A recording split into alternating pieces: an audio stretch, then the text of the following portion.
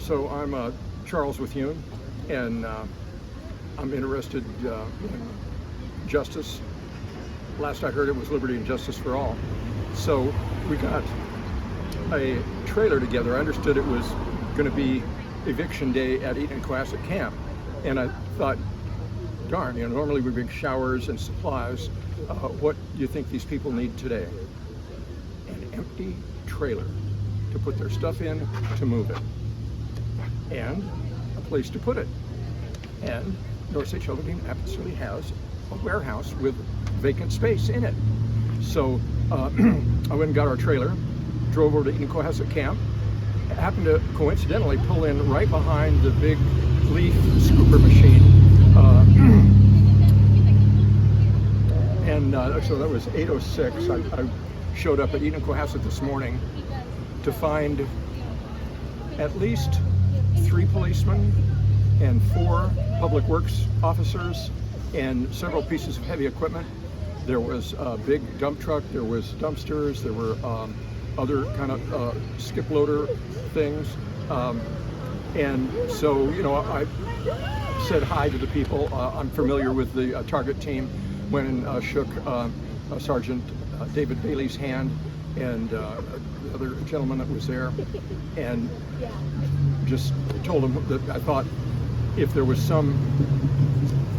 a camper who had some stuff that wasn't going to fit in their 20 by 20, not only are all the non-designated campers having to leave this morning, but all the designated campers have got to pull their stuff in to just the 20 by 20 space they're allowed. And I know from being there multiple times a week for years that, a number of the campers have collected more stuff than they had room for in their 20 by 20 space. And I'm friends with some of these people by now, so I want to bring an empty trailer, and I talked to Jen and Cooper and Bobby and said, if you guys have some stuff that don't fit in your 20 by 20 space, we can put it in my trailer and I can store it in our warehouse for you and bring it back whenever you want it. So that was my pitch. Sergeant David Bailey of the target team agreed that would be an okay thing to do. He thought that was reasonable. In fact, he we worked out the logistics for my little truck to get into the camp in the midst of the big leaf scooper equipment loading up the dump truck, so I wouldn't be in their way. I went in and came out, and it's been the first time in 3 weeks that the dumpster had room in it to put anything else in it. For 3 weeks, the camp has lived with a dumpster that was piled 3 feet higher than it was supposed to. And we called Waste Management, and every time they came by, there was some vehicle in the way or there was some other issue, and they didn't feel like they could bring in their equipment to deal with the dumpster because of the other vehicles that were around it.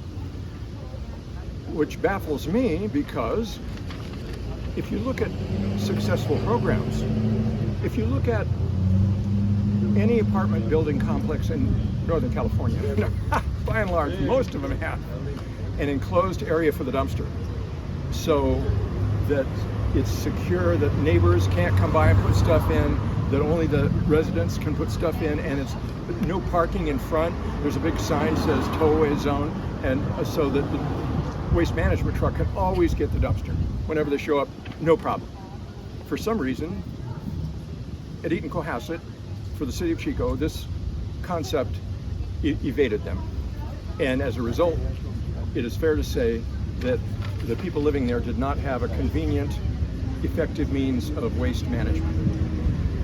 No wonder there was some litter in different places when you made it difficult and sometimes impossible to deal with your solid waste, which is a huge issue when you don't have food storage facility.